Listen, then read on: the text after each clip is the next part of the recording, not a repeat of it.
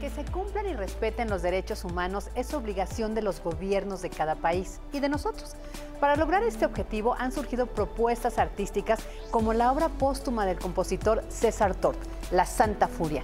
Hoy vamos a hablar sobre este tema, la vigencia de este oratorio. Así que los invitamos a que no se pierda este programa en Punto y Coma. Bienvenidos.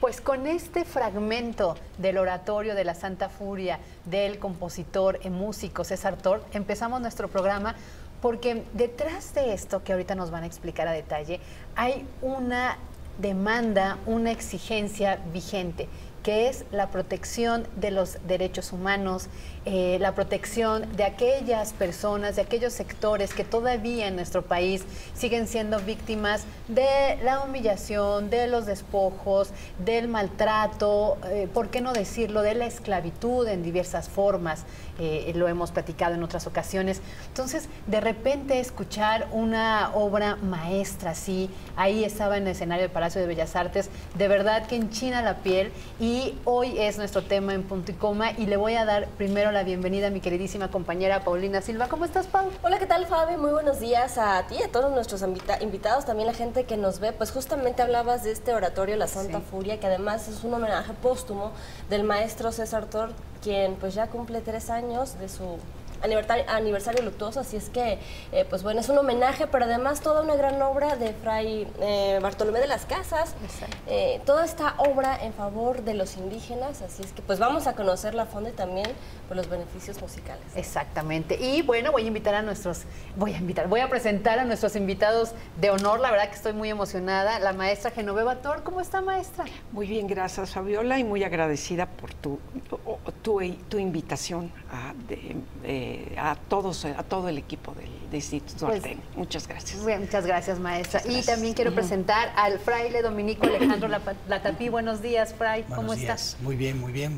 encantado de estar aquí con ustedes. Un honor también para que nos platique de todo este legado de Fray Bartolomé de las Casas, su lucha, incluso cuando tuvo que tener un episodio de rebeldía para poder hacer esta defensa. Y bueno, pues el gusto de presentarles a Germán Pérez Tort.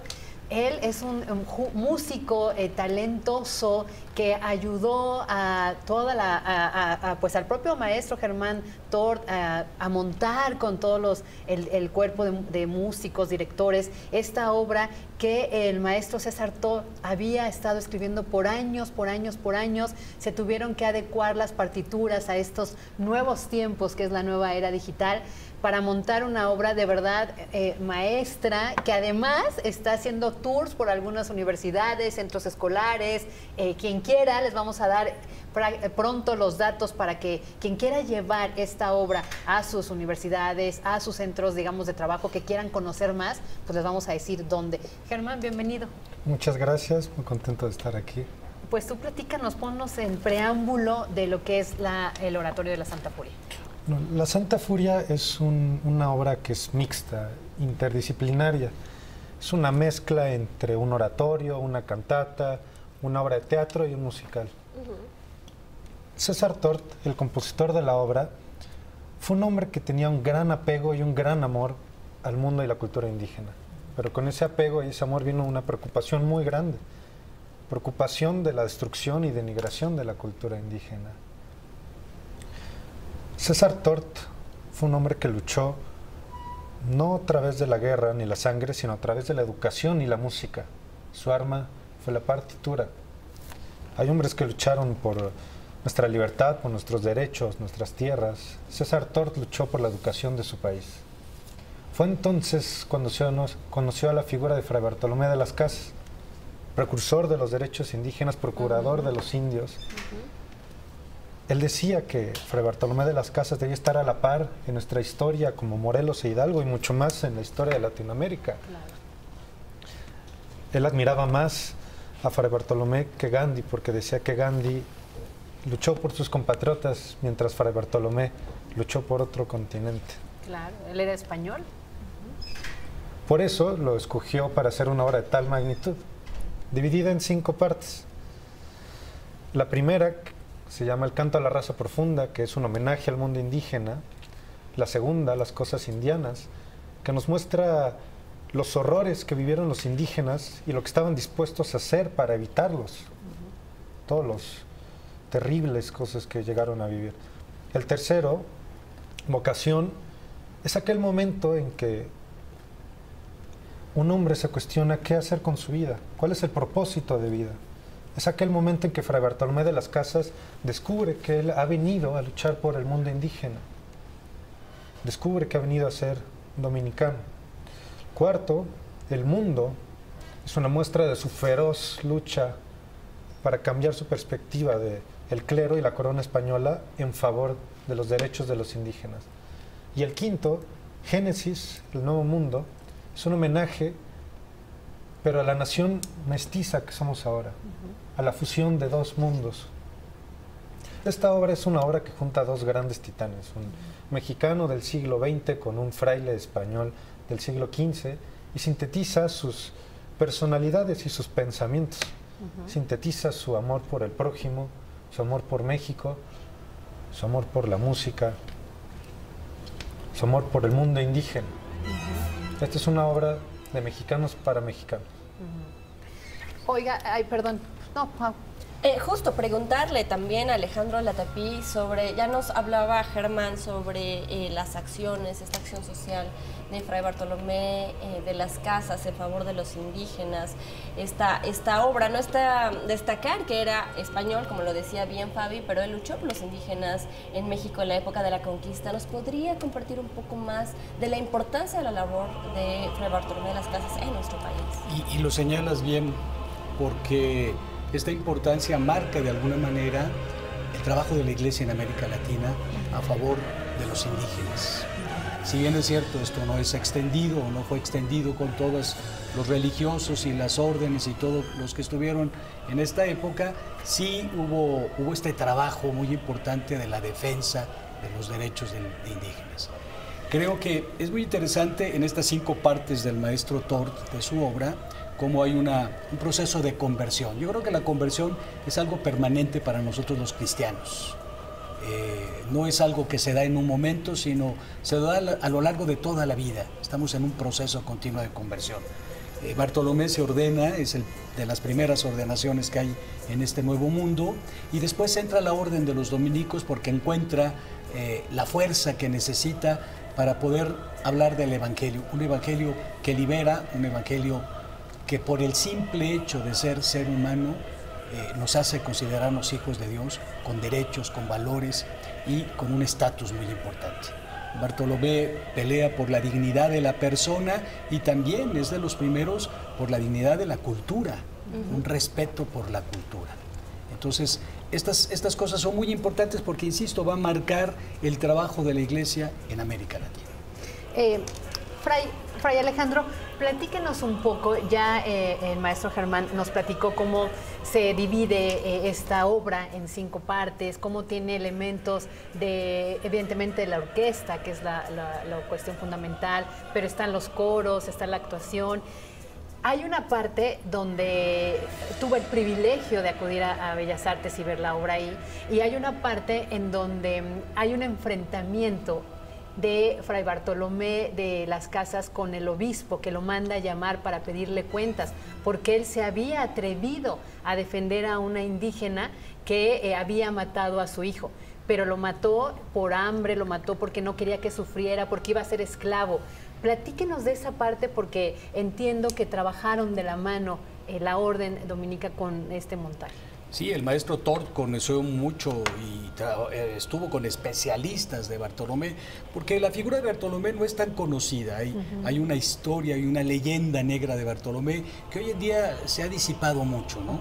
Creo que el maestro César trabaja muchísimo me recordarán ustedes el nombre del padre dominico que incluso estuvo en casa de ellos, no recuerdo ahorita el nombre, pero vaya, muchísimo. Y yo creo que lo que es muy importante es encontrar cómo poco a poco se va dando cuenta Bartolomé, que en un principio fue un encomendero, se va dando cuenta de los errores de una política de conquista, de esta manera, de este método de conquista. Y se va a dar cuenta de lo injusto, ¿no? Es un hombre, la orden, una de las características de la orden es la itinerancia.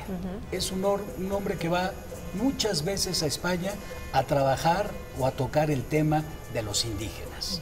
Y en una ocasión con Ginés de Sepúlveda, es una gran controversia que hay, porque atrás también del pensamiento de Bartolomé hay todo el trabajo de la Universidad de Salamanca, que es de dominicos. Hay una filosofía atrás justamente inspirada por el Evangelio, por la filosofía cristiana de defensa de la dignidad de la persona. Entonces, sí, fue una controversia muy grande. Él trabaja muchísimo, Bartolomé, defendiendo de repente es muy romántico, muy paternal en su trato y en la manera como ve a los indígenas, pero es muy enérgico en esta defensa, ¿no? Y entonces, con Ginés de Sepúlveda en Valladolid, estas famosas controversias, en donde no se sabe si alguien ganó o no, pero lo que sí es cierto es que el modelo conquistador se modificó y las leyes de la India aparecieron y hubo leyes que protegían al indígena, por lo menos en la teoría, en la práctica no llegó a tal. Pues qué interesante, vamos a hacer nuestra primera pausa aquí en Punto y Coma, pero yo me voy quedando con estas ideas para la reflexión y para que ustedes también en casita reflexionen y nos comenten en nuestras cuentas de Twitter, ya saben, @FabiGuarneros, @Paus_Silva, y también tenemos la cuenta de Twitter de este programa, @Punto y Coma_TV. Y fíjense, un hombre del siglo XX que utilizó el arma de la partitura para defender los derechos humanos, en una obra de un hombre del siglo XXI que su arma fue el amor y la evangelización. Vamos a hacer una pausa y regresamos.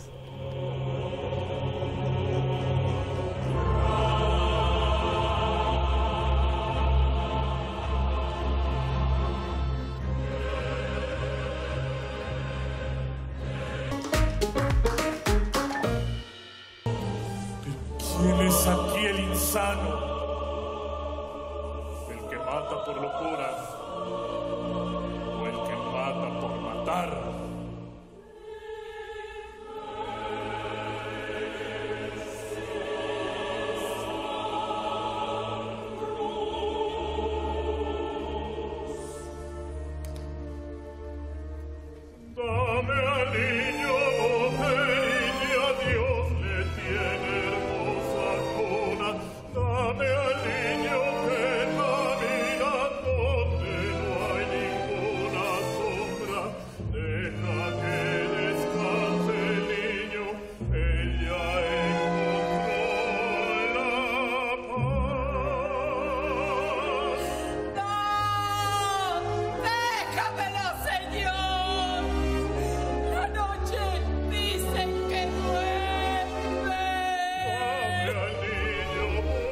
Este es uno de los fragmentos de este oratorio, La Santa Furia, del maestro César Tort. Estamos hablando de la importancia de este oratorio, pero además de la importancia también del papel de Fray Bartolomé de las Casas. Y se encuentra con nosotros la hija del maestro César Tort, Genoveva Tort. Genoveva, estamos viendo en estos momentos en pantalla para toda la gente que no ha podido acudir a Bellas Artes, a apreciar este oratorio. Cuéntanos, ¿cómo fue tú que estuviste conviviendo con tu padre? ¿Cómo fue que ideó esto? ¿Cómo fue que además lo llevaron ya a una puesta en escena? Las dificultades. ¿Qué hubiera pasado también si tu padre hubiera conocido a Fray Bartolomé de las Casas? Bueno, son dos personajes en momentos históricos diferentes. La herencia de un personaje, eso es lo que es realmente importante. Bueno, mi padre es un hombre realmente sensible, vaya que sí, lo considero. Y no nada más era un músico, era un artista muy completo en muchos sentidos. Pero había ciertos aspectos de... pues sí que tiene que ver con los derechos humanos, que le costaba trabajo, la discriminación y este tipo de cosas le costaba trabajo aceptarlo, sí, aceptarlo. Yo creo que el oratorio, este tema del oratorio es un poco, querer incursionar en por qué pasan estas cosas, ¿no? Fue su búsqueda, sí, siendo él músico, una persona culta, etcétera. Y bueno, él tiene esta idea, la manejaba como desde hace mucho tiempo atrás, décadas atrás. Comenzó a hacer el libreto y bueno, comenzó a hacer más que nada la música, consiguió un muy buen libreto, guionistas, se le metió mucho mano al guión, por supuesto. La poesía sí también, era una poetisa que en paz descanse, ya falleció, pero... también tenía una relación de amistad con ella también de varios años. Y bueno, ya que tenía la idea conformada, la música le llevó algunos añitos. ¿Cuánto tiempo? Fue un trabajo que hacía una parte y luego descansaba, y luego otra parte y luego descansaba. Pero los últimos años de su vida fue realmente su trabajo básico. Bueno, no sé si sepas, pero el maestro Tort tiene un trabajo de educación musical, que ese fue su trabajo básico, digamos, ese fue su quehacer de casi de toda la vida. Se inició como compositor, pero luego se dedicó a la educación musical infantil. Los últimos años de su vida los dedica a este oratorio, ya regresa a su trabajo para adultos, ¿no? Para adultos. Y bueno, este trabajo lo dejó prácticamente hecho en partitura, pero en partitura a mano, porque él no le tocó la formación con Sibelius y ese tipo de cosas, con la tecnología. Lo deja todo a mano y bueno, ya una vez que se consigue la forma él ya había fallecido, pero ya que se consigue la forma de hacer el montaje y de contratarlo y el presupuesto, etcétera, entonces todas las partituras se mandan a hacer en forma Sibelius, se contrata a la orquesta, a los actores, los cantantes y los coros. Todo este trabajo de coordinación musical lo hace Germán Tort, mi hermano, sí, el músico también, junto con la ayuda de Germán Pérez, mi sobrino. Se contrata una masa coral, éramos como más de 100 gentes en el coro. 5 gentes coros. en el... Sí. 5 coros, muchos de solistas, estaba solistas ensamble, de hecho los 2 solistas principales de ahí se obtuvieron, ¿sí? Violeta Dávalos y Oscar Velázquez, que salieron extraordinarios, pero se necesitaba también una dirección escénica. Entonces se contrató a Gerardo Tort, que es cineasta, él ha recibido hasta premios en el extranjero, etcétera. Y bueno, por eso se dice que es un trabajo interdisciplinario, porque entre los músicos y el trabajo escénico y y el trabajo teatral que se tuvo que hacer, pues sí fue un trabajo que tuvo que prepararse, y además llevó meses de preparación y mucho trabajo de escenificación, sí. ¿Qué sintió Genoveva cuando pudo apreciar por primera vez la obra que había escrito su padre, pero que ya no pudo ver plasmada ya en un teatro, ¿no? Sí, ya no le tocó como ver. Bellas Artes. Además, fuiste parte del coro, Genoveva, hay que decirlo, que estabas ahí. ¿Qué sentiste cuando...? Eso sí es muy personal, pero a ver, la obra es fuerte. Sí, ¿no? sí. Vimos las escenas de esto, también luego nos platicarán ustedes un poco los actores, que tenían que ser actores, pero tenían que ser músicos, pero no solo músicos, sino tener que combinar, que transmiten. Acabamos de ver un fragmento que les platicaba de la indígena, que es muy fuerte. La música, si te fijas, no había escenografía, porque solo el ambiente, la música, sus voces hacen eso perfecto. Ahí lo estamos viendo, véanlo, o sea, de verdad. ¿Qué sientes tú? Como tú también haces música, eres maestra de música, cantas hermoso. ¿Qué sientes ahí? ¿Qué te vibró? ¿Qué te hizo sentir? ¿Sentiste al maestro César? Sí, bueno, realmente sí sentí muy fuerte la presencia de mi padre. Mira, si hay alguien que conoce la música de mi papá, soy yo, porque ha sido mi repertorio con los niños básicamente, sí. Ajá. Claro, yo he cantado en coros, etcétera, pero...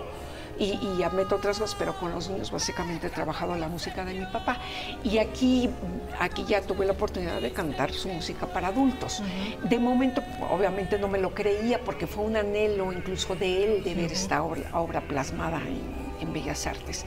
Pero sí fue una experiencia, yo creo que es especial en mi vida, vivirlo, y sobre todo estar dentro del coro, que muchos no sabían ni siquiera que era la hija del compositor, el entusiasmo con el que los músicos estaban trabajando, el entusiasmo tanto de los músicos de la orquesta como de todas las personas que integraban el coro, el gusto con el que estaban estrenando la obra. Se ve que se identificaron muy fácilmente. Eso es lo que tiene la música de papá.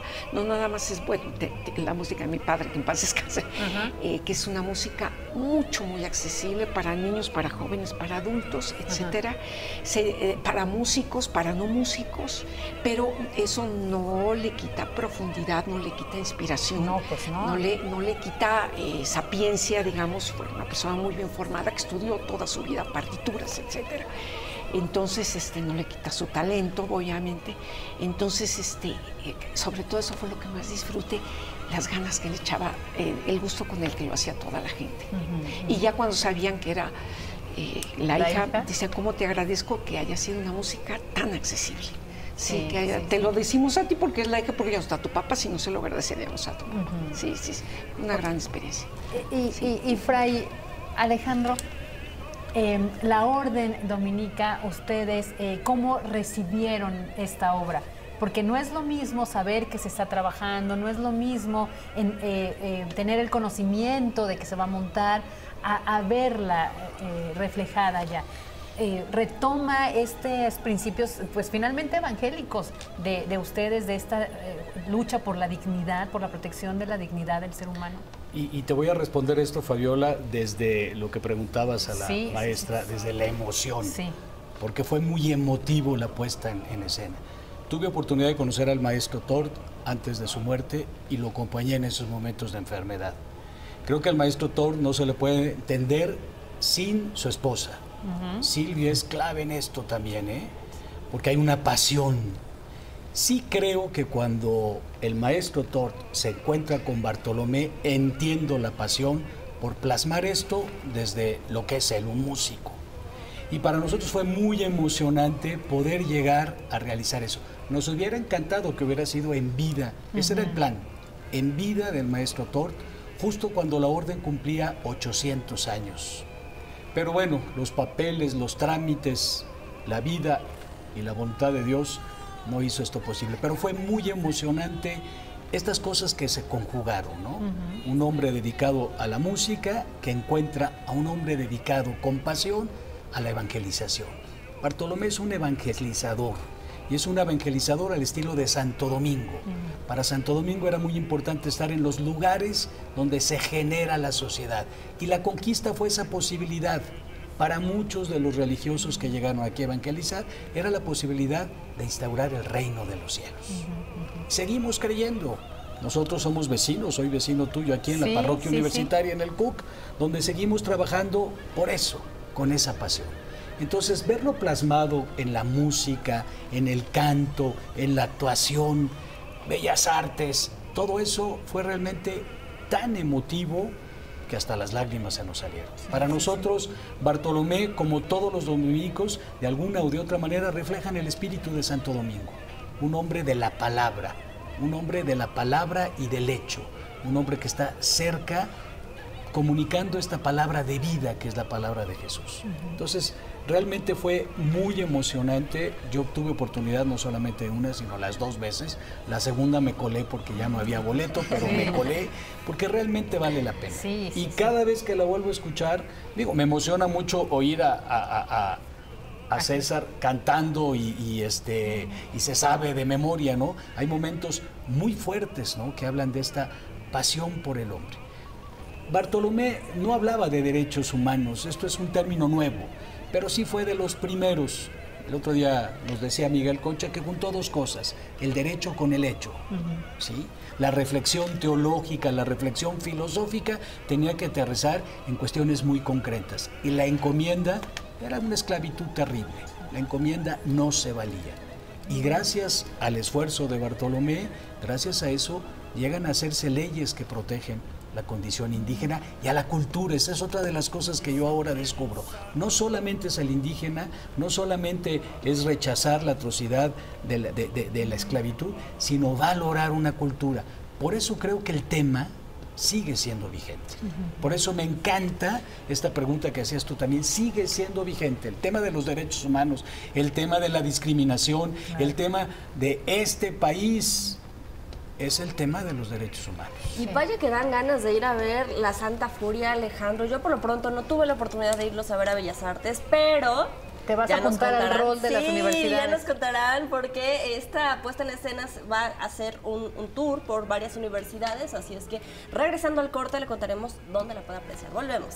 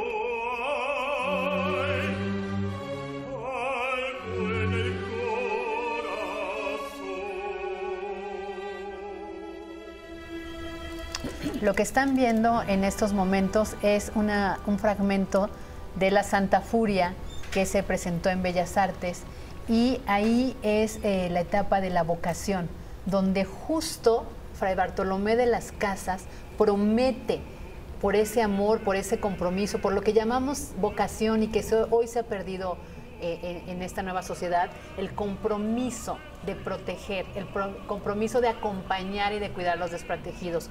Hoy tenemos nuevas formas de esclavitud. Lo ha señalado la propia Iglesia Católica, ¿no? la Orden Dominico, la esclavitud de las drogas, del crimen, de la inseguridad, de la pobreza, del analfabetismo. Esas también son formas de esclavitud.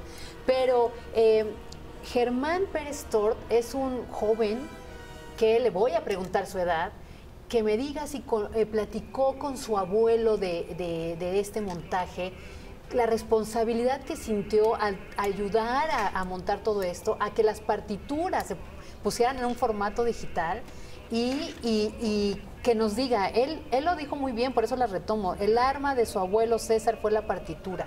¿Cuál es la tuya, Germán? Lo que puedo decir es que el abuelo me ha dado la herencia más grande que me dejó mi abuelo es este amor por el mundo indígena y por México, ¿no? Para poner un poco en contexto, también me gustaría hablar más de mi abuelo. Mi abuelo llegó a trabajar con Carlos Chávez, llegó a conocer a Revueltas, Vasconcelos, el rector Barrosierra, era muy amigo de él, lo apoyaba mucho.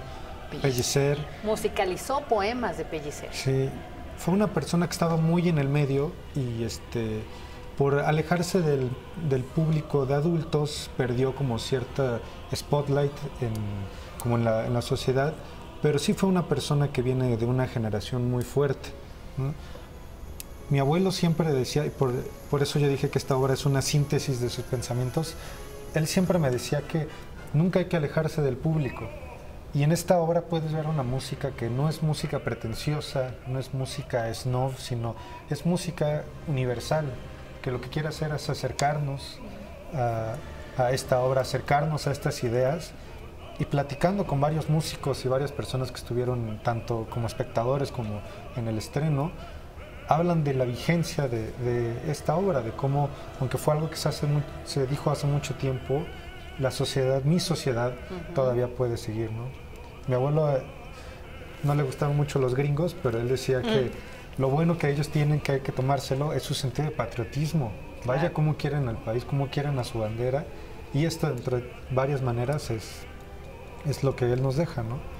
Y contestando la pregunta, ¿cuál sería mi arma? Pues mi arma creo que es seguir estas ideas de hacer música que una al público no musical, ¿no?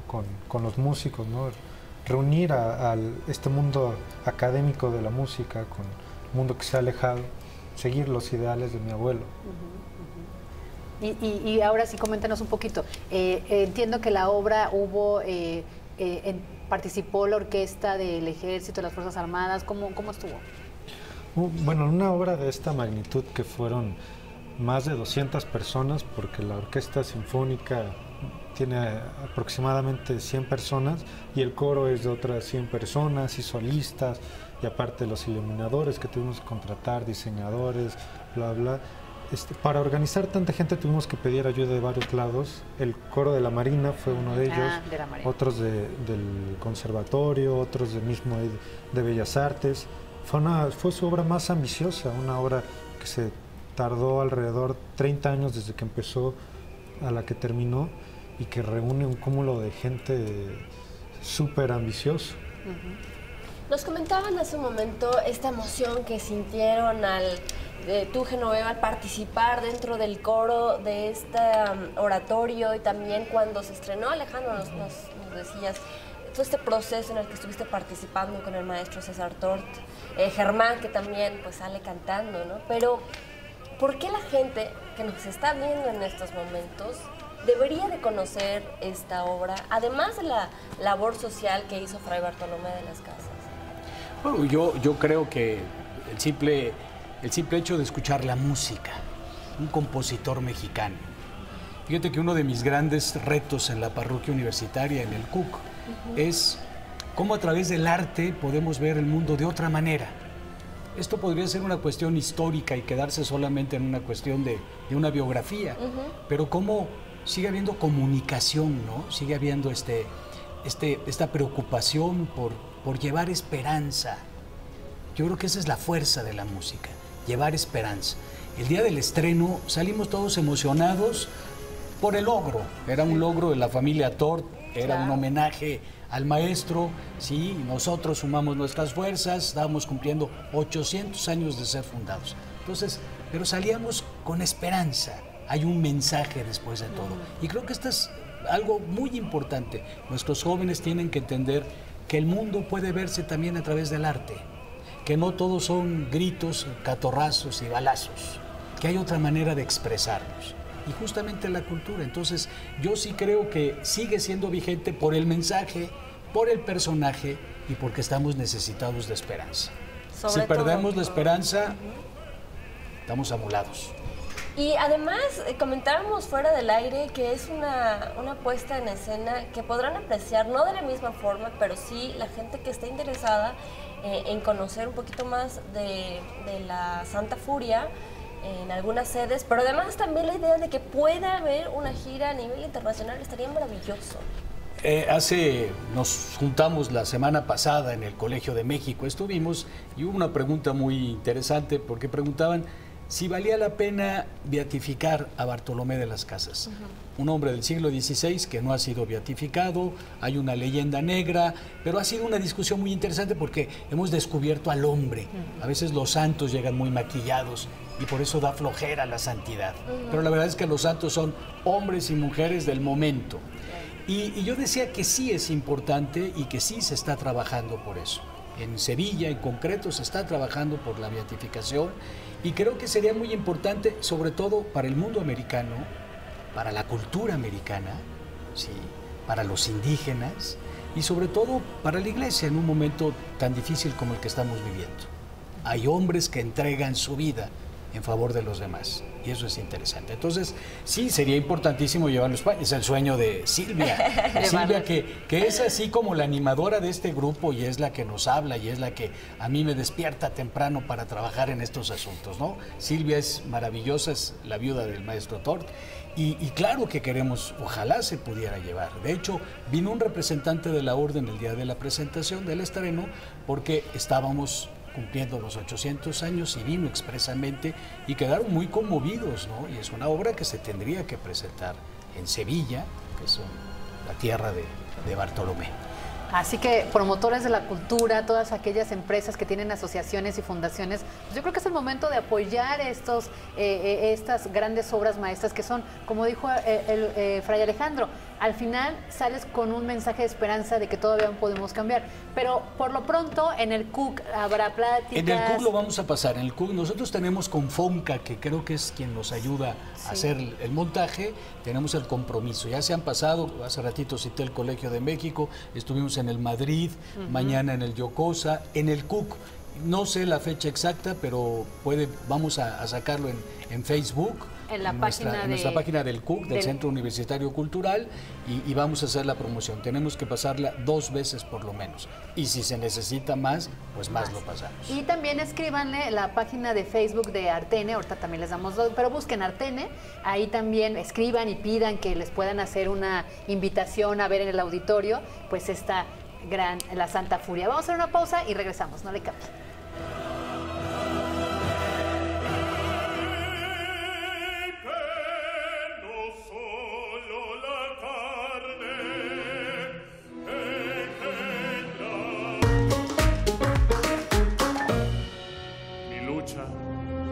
Esa lucha es también por el alma de España. Sí, mi lucha es porque en ella Dios mismo estaba viendo. Menester es que palpemos la textura, el misterio de ese encuentro. Del maestro César Tort. Hace unos momentos su nieto Germán Pérez nos comentaba que justamente el maestro César no pudo de alguna forma sobresalir entre todos los intelectuales con los que también estuvo participando. De alguna forma quedó relegado porque él comenzó a dedicarse a las nuevas generaciones, a los pequeños, dedicó gran parte de su trabajo a educar a las nuevas generaciones, y es ahí en donde se puede incidir para crear mejores seres humanos, mejores mexicanos sobre todo. Y además cuentan ya con un centro educativo, Artene, en donde me encanta porque pues inciden musicalmente en la vida de los pequeños, Genoveva, y la verdad es que cambia la vida tener esta educación musical. ¿Qué es lo que hacen en Artene? Bueno, en Artene básicamente el trabajo ahí lo llevamos a cabo con el método TORT. Cuando llega César Tort de España, en su juventud de estudiar, bueno, tiene que trabajar obviamente y entra a dar clases en varias escuelas, coincidentemente en dos estratos sociales completamente diferentes. En una escuela pública y muy numerosa y en una escuela privada, pero de un estrato social muy pero muy elevado, pero sumamente elevado. Entonces se da cuenta que no existe ni la más mínima propuesta sobre lo que es la educación musical infantil, en relación a la educación musical infantil. Ya ni siquiera existen ideas, ni siquiera eso. Entonces toma la decisión de utilizar su tiempo en crear un sistema de educación musical infantil, a lo que le llamó posteriormente el método TORT. Él inició sus talleres en el Conservatorio y la Escuela Nacional de Música y luego posteriormente fundó el Instituto Artene, que ya tiene 45 años de existencia, quizá 46 años llevamos trabajando tenemos ahí con este trabajo. Entonces, obviamente, pues fue un compromiso fuerte, una escuela que lleva, una escuela que hay que dedicarle, hay que crear más material, hay que actualizar toda la sistematización, hay que preparar maestros. Existió también el proyecto que salió de Artene de salir a la provincia, ¿sí? A dar cursos por medio de un organismo que se llamaba Culturas Populares, en ese entonces, de donde surgió todo este proyecto de CUMESE, y que incluso hasta llevó una evaluación muy formal este proyecto. Entonces se prepararon maestros, esos maestros se prepararon niños con el método, etcétera. Bueno, entonces es un trabajo que sí se ha extendido, definitivamente se ha extendido en todo medio educativo, musical, se conoce lo que es el sistema TORT. Y bueno, ya ahorita, digamos, en estos momentos su familia nos hacemos cargo de él, tratamos de incluir, enriquecer el método con otras propuestas que han coincidido muy bien. Un buen método, yo estudié pedagogía en la UNAM, un buen método, un buen sistema, es un sistema que te permite enriquecerse, es un sistema que no se encierre, no se tiene por qué encerrar en sí mismo. Entonces es muy interesante como el método TORT, por ejemplo, con algunas actividades de Dalcross, ha creado una simbiosis rete bonita, que de hecho es lo que están viendo ahorita algunas cosas las están viendo pero la línea es el sistema TORT. En Artene la línea siempre está el sistema TORT. Maestra, entiendo también que en el método TORT hay no solo la preparación para maestros, de hecho conozco algunas escuelas de educación donde los maestros de música fueron preparados con el método TORT y entonces sus clases en las escuelas regulares, en las escuelas primarias, lo llevan con el método. Entonces, sí. Decir un poco que el Instituto Artene tiene cursos de verano, generalmente cuando son los maestros que están de vacaciones, para la formación de los maestros. Y también están los cursos de lunes a viernes para los niños, ya vieron las imágenes, y los sabatinos. ¿Por qué no invita? Porque yo sí creo... Entre Mujeres la entrevista, en la primera etapa de este programa en Excelsior Televisión, tuvimos la fortuna de entrevistar al maestro César Tort. Y él nos decía que la música en los niños, musicalizar a los niños, los hace mejores seres humanos. Y yo creo que esta sociedad necesitamos mejores seres humanos. Entonces, ¿por qué no los invita? ¿Dónde está el instituto? ¿Qué horarios tiene? ¿Qué servicios hay para él? Sí, bueno, el Instituto Artene se encuentra en Coyoacán, en la calle de Ayuntamiento número 40. Ustedes buscan la página de Instituto Artene y ahí la pueden encontrar los datos. De todas maneras, puedo decirles uno de los teléfonos, 55 54 68 45. Ese sería uno de los teléfonos. Tenemos nosotros diversos horarios. pero también depende mucho de la edad de los niños.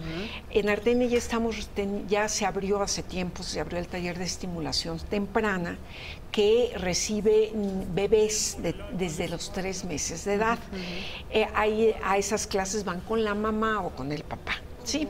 Los hacemos cantar y bueno, ellos tienen que hacer música. Luego a los 2 años el niño ya entra a su clase de maternal en forma independiente, obviamente ya entra con los papás y de ahí ya se sigue todo lo que es preescolar y todo lo que es la primaria. Tenemos entonces ya estamos cubriendo toda la niñez. Los horarios son, pueden elegir los papás entre lunes y miércoles o martes y jueves, 2 veces por semana. Pero tuvimos que abrir horarios sabatinos porque en la ciudad cada vez es más compleja para los mismos padres de familia que quieren llevar a sus hijos a talleres importantes.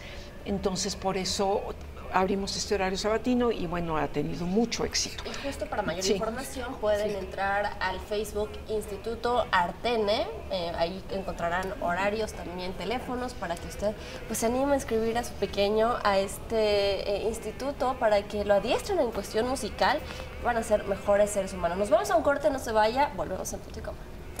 Es un misterio del arcano. Antes de despedirnos, Germán Pérez, ¿nos quieres decir algo del método TOR? Bueno, quiero clarificar que es un método que no hay selección, cualquier niño puede entrar 2 veces a la semana, no hay tarea, y está basado en el folclore musical, es un método que está basado en la lírica y el folclore musical. 2 puntos importantes que quería decir. Pues ya nos tenemos que ir. Muchísimas gracias, maestra Genoveva Tord, un placer estar aquí. Al contrario, nuevamente para mí. Fray Alejandro Latapí, muchísimas gracias, encantados con su explicación, con sus palabras, de verdad que nos dejan muy tranquilos, siempre hay paz con ustedes. Gracias. Germán, muchísimas gracias. Gracias a ustedes. Pau, queridísima. Gracias a ustedes por vernos. Y por favor, el instituto está ahí en Ayuntamiento 40 y en Coyoacán, pueden ir, los horarios son en la tarde porque las mamás, ya nos vieron, llevamos a los niños en la escuela y en la tarde van a sus clases de música o los sábados. La verdad, vale mucho la pena. Son niños distintos, niños que se hacen sentimentales, amorosos. Vayan al Instituto Ardenne y quédense en la programación de Excelsior Televisión. Que tengan una linda tarde.